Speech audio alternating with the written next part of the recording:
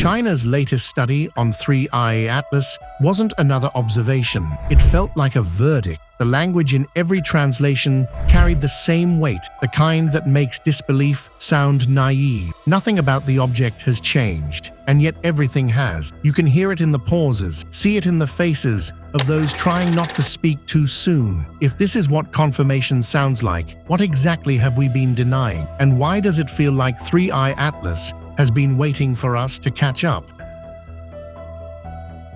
Blackout.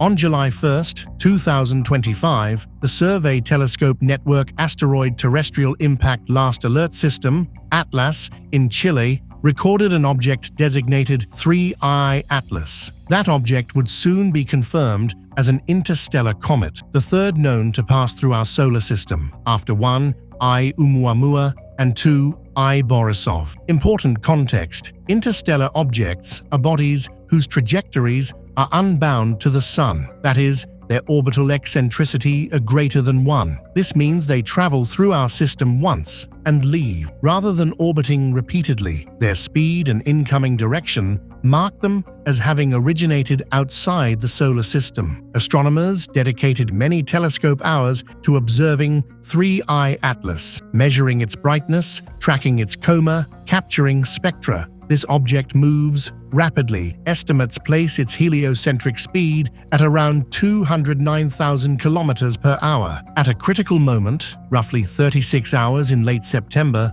multiple major Western observatories were simultaneously offline. Scheduled calibrations at the Hubble Space Telescope, a shift in mission priority at the James Webb Space Telescope, mirror maintenance at the European Southern Observatory's Very Large Telescope in Chile, and downtime at Gemini North and Gemini South. While each was legitimate independently, together they created a window wherein most Western optical/infrared coverage was unavailable. During that window, 3I Atlas passed into a portion of the sky extremely close to the Sun's glare, meaning any delay in observation would reduce the accuracy of activity tracking. In comets, activity includes outgassing and dust emission. The rate of these processes often peaks when the object is nearer to the Sun. Missing data means missing the timing and magnitude of those peaks. At the same time, several observatories in China, such as high-altitude stations in Tibet, Qinghai, and Yunnan, remained fully operational because their schedules and daylight/night cycle windows did not overlap the maintenance cycles of Western facilities. Those Chinese observations provided the only continuous coverage of 3I Atlas during the gap. This event highlights a technical reality. Global coverage is only as good as the weakest synchronized link. Even with many world-class telescopes, a simultaneous downtime in one hemisphere creates a data void for a fast-moving target. For 3I Atlas, a single missed window meant lost information about outgassing rates, dust-to-gas ratios, morphological changes in the coma and tail, all crucial for understanding its origin and composition. Echo signal. As the observational gap took hold, the next phase of monitoring 3I Atlas's behavior slipped into focus: the measurement of its coma, tail development, and outgassing signature. The term coma refers to the diffuse cloud of gas and dust surrounding a comet's nucleus when its ices begin to sublimate, turn directly from solid to gas under solar heating. The tail is the extended stream of dust and gas pushed away by solar radiation pressure and the solar wind. From mid-July onward, several instruments began capturing key data. The Hubble Space Telescope produced high-resolution imaging that constrained the size of the nucleus. Estimates show it could be as large as about 5.6 kilometers in diameter, but possibly much smaller, down to roughly 300 meters, because the coma's brightness complicates direct size measurement. More importantly, the James Webb Space Telescope and the SPHEREx mission detected a coma dominated by carbon dioxide gas, with water and other volatiles present in much smaller amounts. SPHEREx observed that the CO2 gas cloud extends at least hundreds of thousands of kilometers from the nucleus. Why does this matter? In comets from our own solar system, water sublimation typically dominates when they approach the Sun. The high CO2 2 to H2O ratio in 3I Atlas suggests this object experienced different thermal or compositional history. Perhaps it formed in a colder, outer region of its origin star system or had its ices thermally processed before ejection. During the blackout window, when Western facilities were offline, Chinese observatories continuously recorded the object's positional data and brightness evolution. The echo in the signal comes from how the comet's emissions responded to solar radiation. Increasing brightness, expanding coma, and a growing tail structure were all captured. These records helped fill the timing gap in the activity curve. Without them, the peak outgassing phase might have gone unobserved. One specific technical measurement, the nucleus's non-visible size, is inferred by measuring the brightness of the coma and subtracting estimates of dust scattering. The team comparing Hubble and JWST data used scattered light models and thermal emission fitting to estimate dust grain size distributions. Smaller grains scatter light differently and therefore tweak the brightness profile of the coma halo. These details are critical to infer the dust-to-gas mass ratio, a key parameter for understanding the comet's physical structure and origins. In short, the echo signal isn't just a poetic phrase, it reflects how the comet's molecular and particle emissions spoke back when activated by the sun. And thanks to continuous monitoring, when many other observatories were paused, we captured a more complete audio-visual of that response. The servers under ice. High-altitude observatories function as both optical instruments and data factories. The stations that remained active during the 3I Atlas blackout, the Ali Observatory in Tibet, the Qinghai Station near Delingha, and the Yunnan Astronomical Observatory, each feed their raw files to local high-performance servers before transmission to central archives in Nanjing and Beijing. At those altitudes, thin air and low humidity reduce atmospheric absorption and scattering, which significantly improves signal-to-noise ratios in optical and near-infrared bands. Each telescope's imaging train follows a similar workflow. Light collected by a primary mirror, often between 1 and 2.5 meters in diameter at these sites, reflects onto a CCD or CMOS detector cooled with liquid nitrogen to minimize thermal noise. The sensor's output, digital counts proportional to photon flux, is calibrated using dark frames, bias frames, and flat fields taken before each observing run. Those calibrations correct for electronic noise, pixel response, non-uniformity, and vignetting. For 3I Atlas, exposures were typically short, 30 to 120 seconds, because the comet's high apparent motion risked trailing. The images were time-stamped with GPS-synchronized clocks accurate to within a millisecond. That precision is vital. When combining observations from different observatories, even small timing errors can distort astrometric measurements. The exact position of the comet against background stars. Once captured, each frame is stored in the Flexible Image Transport System, also known as FITS format, a standard in astronomy that preserves metadata such as telescope coordinates, exposure length, filter used, and environmental readings. Those FITS files are queued for automated processing pipelines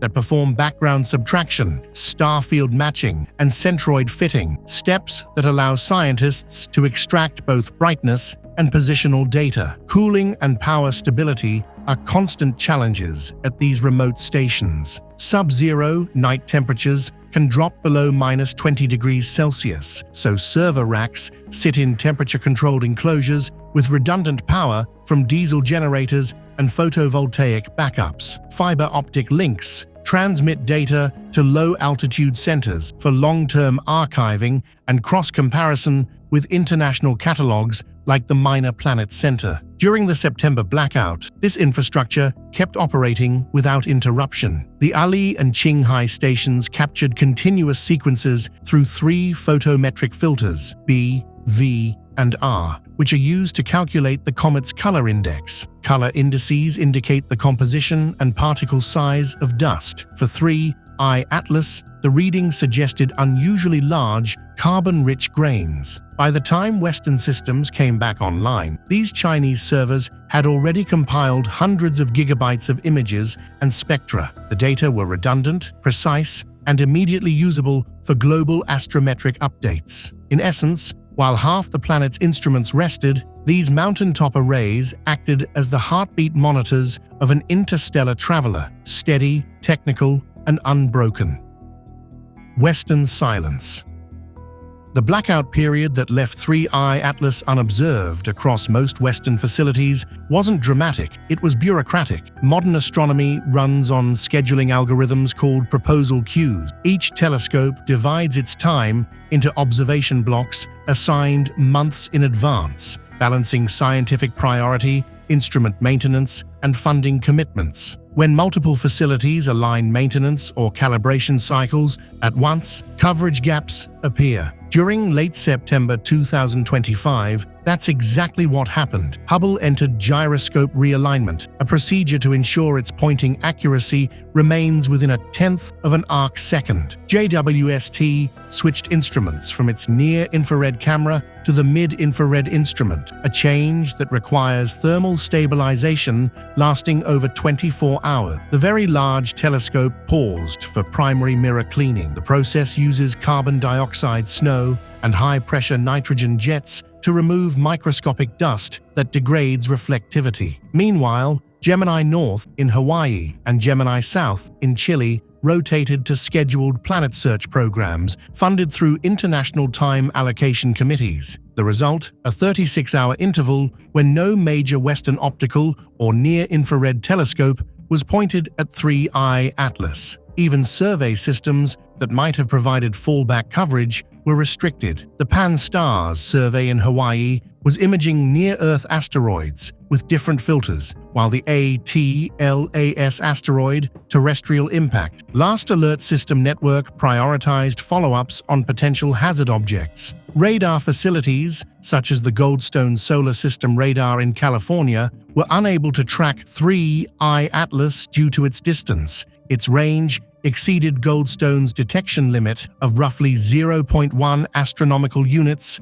or 15 million kilometers for small, icy bodies. To the public, such a pause is invisible. Data streams from telescopes are not continuous video. They are time-stamped integrations gathered during scheduled exposures. If those integrations stop, there's simply no new information. For 3I Atlas, this meant a break in its light curve, a record of brightness over time used to infer rotation period and jet activity. A missing section in a light curve introduces uncertainty. Models that predict how a comet rotates or ejects gas become under-constrained. This dependence on overlapping coverage exposes a structural weakness in global astronomy. The majority of large instruments are concentrated between latitudes 20 degrees north and 30 degrees south, largely in Chile, Hawaii, and the Canary Islands. A single hemisphere's downtime leaves the complementary half of the planet under-equipped. Smaller observatories exist in Asia and Africa, but few have apertures or spectroscopic sensitivity comparable to Hubble, JWST, or VLT. During those silent hours, the task of continuous tracking shifted entirely eastward. The Chinese observatory's uninterrupted logs became the bridge data, a sequence that allowed subsequent Western observations to be re-anchored and phase-aligned. When the systems powered up again, 3I Atlas had already moved more than 1.2 million kilometers along its trajectory. Without those intervening frames, its position would have been off by tens of arc seconds, enough to throw pointing coordinates out of range for some instruments. The upload. Every astronomical image passes through a long digital chain before it becomes science. When China's plateau observatories completed their observing runs on 3I Atlas, each exposure was immediately written to the FITS data format and transmitted through secure fiber links to the National Astronomical Data Center, or NADC, in Beijing. The NADC acts as China's central hub for raw and processed datasets. Its servers mirror data from the Chinese Academy of Sciences optical network, space-based satellites, and the 500-meter aperture spherical telescope, or FAST. Redundant clusters there operate at petabyte scale with real-time checksum verification, ensuring no bit-level corruption during transfer. When the first compressed data packages from Tibet and Qinghai arrived, automated scripts verified the metadata, UTC timestamps, telescope identifiers, celestial coordinates, and filter information. Each FITS header followed the IAU Standard World Coordinate System, WCS, which allows positional data from different instruments to align precisely when overlaid. After validation, a second pipeline produced quick look PNG and JEPG previews, low-resolution derivatives for rapid human inspection. These previews are what outside researchers eventually saw. Within 12 hours of capture, the first images of 3I Atlas during the blackout interval appeared on the China VO Sky Survey portal, a public data access interface modeled after NASA's Mikulski archive for space telescopes. The postings were not part of a press release.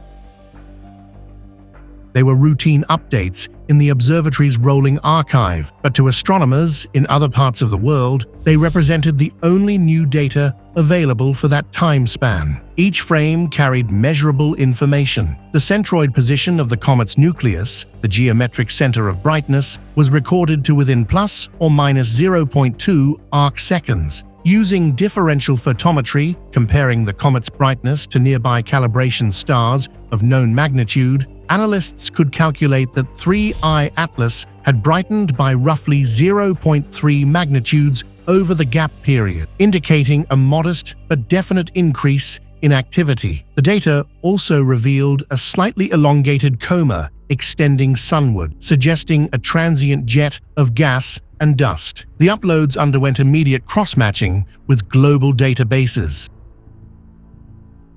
Observers registered the Chinese measurements with the Minor Planet Center, which maintains the official orbit catalogs for comets and asteroids. By adding these coordinates, the MPC's orbital fit models for 3I Atlas gained a much tighter residual, reducing positional uncertainty from plus or minus 25 arc-seconds to under plus or minus 5. That improvement meant subsequent telescopes could reacquire the comet without rescanning large sky fields, saving precious minutes of exposure time once the Western observatories resumed. Bandwidth from the mountain stations averaged only a few megabytes per second, so bulk uploads continued overnight using differential compression. Even so, the combined dataset reached hundreds of gigabytes by the time the network finished syncing. Each file was cataloged by UTC time, filter, and exposure length,